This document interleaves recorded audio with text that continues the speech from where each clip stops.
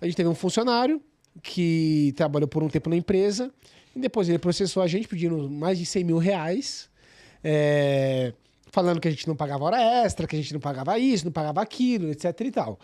E a gente pagava hora extra, fora da folha, porque ele tinha pensão alimentícia, que foi um pré-acordo que ele implorou, pediu lá para os nossos gestores para a gente registrar ele assim. E a gente cometeu o erro de ter feito isso. Nós, como empresa, cometemos o erro e assumimos esse erro, né? E você explicou tudo que era de errado e tal. Só que o bacana é que você foi conhecer a parte do vidro, você foi conhecer as normas de vidro, você foi conhecer um monte de coisa que você falou assim, você tem que conhecer o seu cliente. Você faz isso com todos os casos que você pega? Como é que funciona essa... Com todos. Eu falo que é um mal necessário. Eu sinto essa necessidade.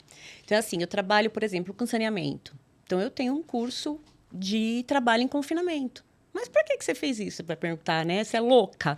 Você não, porque eu tenho que entender. Porque vai um perito lá que é técnico. Então, eu tenho que estar junto. Eu tenho que ver se ele está fazendo certo. Então, eu fui fazer um curso de trabalho em confinamento.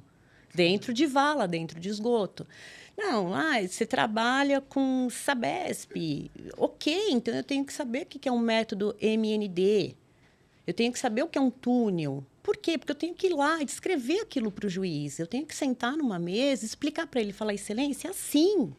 Então, esse funcionário não tem esse direito. Porque, olha, o juiz não tem o conhecimento técnico. Não, né? tem. Ele está para julgar ali, mas ele não tem esse... Tem, e eu sinto essa necessidade até para criar as questões preventivas.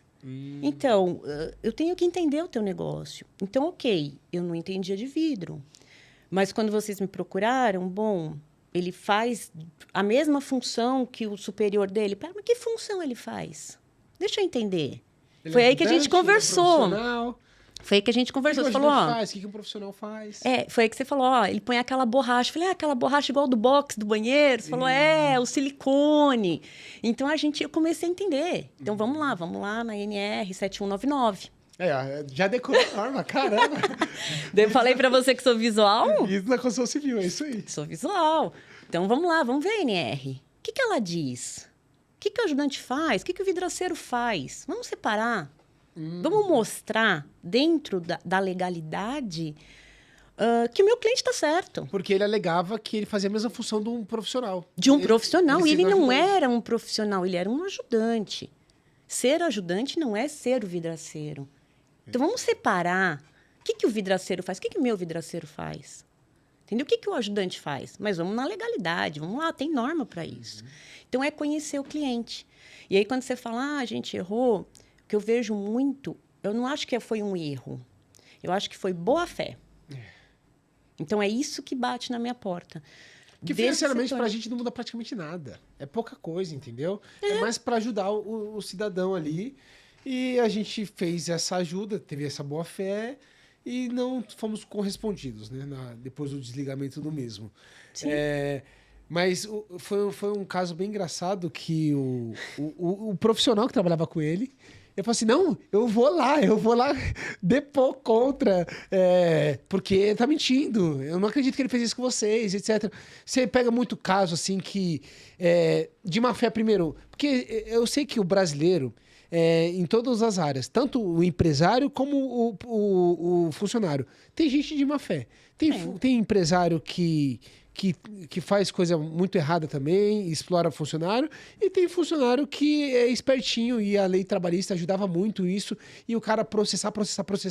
Eu sei que mudou muita coisa. Eu queria que você explicasse um pouquinho sobre essa facilidade de que o cara, vou sair da empresa e vou meter processo. Tem gente que só vive disso, fica um ano na empresa e mete processo. Hoje em dia tá fácil assim, mudou muita coisa. Como é que tá hoje na prática isso? Olha, eu já venho há bastante tempo nessa área, né? O que eu vejo? A gente teve um período em que o funcionário ali, ele tem realmente esse direito e tem que ser, eu acho que está certo, é a tal da justiça gratuita. Eu sou a favor. Quem tem direito, eu sou a favor. Então, você não pagava honorários para o advogado se você perdesse da parte contrária. Quem perde vai pagar lá uma porcentagem para os honorários. Ok. Isso mudou. quando teve a reforma trabalhista, isso mudou e aí começou o empregado, se perdesse, que a gente chama de sucumbente, pagaria os honorários do advogado da empresa. Porque querendo ou não, você é funcionário, foi lá, me processou. Aí eu tive contato com a doutora Patrícia, que a hora vale, é um valor, né? Vale. E aí eu paguei lá, gastei lá meus milhões lá com a doutora Patrícia. Beleza, ganhei a causa, eu gastei pra me defender de uma acusação dele, que tá errado, ele tá errado. E aí ele saiu ileso e eu saí com prejuízo ainda de ter esse gasto. Hoje eu consigo cobrar dele. Não, conseguia. Aí voltou Conseguia. Então, o que eu vi? Eu vi dois períodos diferentes nesse setor. A gente recebia reclamação trabalhista de valores astronômicos, 500 mil, 600 mil, R$1 milhão, por períodos de vínculos de 1 ano, 2 anos de trabalho. Nem se a pessoa trabalhasse 24 horas sem receber R$1, ela, naquele cálculo, daria aquilo. Só que com salário de 50 mil. Com salário de 50 mil. Quando veio a reforma e determinou que os empregados pagassem pelos honorários de sucumbência, os pedidos começaram a ficar mais reduzidos. Então, as ações começaram a vir com valores reais, 30 mil, 40 mil, 10, 20. Só que aí veio várias decisões e que hoje, como que isso está? Não se paga mais. Há condenação, só que continua tendo a justiça gratuita. Existem ali algumas questões em que eu consigo cobrar aqueles honorários, mas são questões muito, muito específicas, muito pontuais. Você tem que ver se o cara tem crédito em outro lugar, enfim. Não posso abater do crédito, meus honorários do crédito daquela ação. Então, voltaram os valores das ações absurdamente. Você foi um desses, você viu. Período desse tamanho.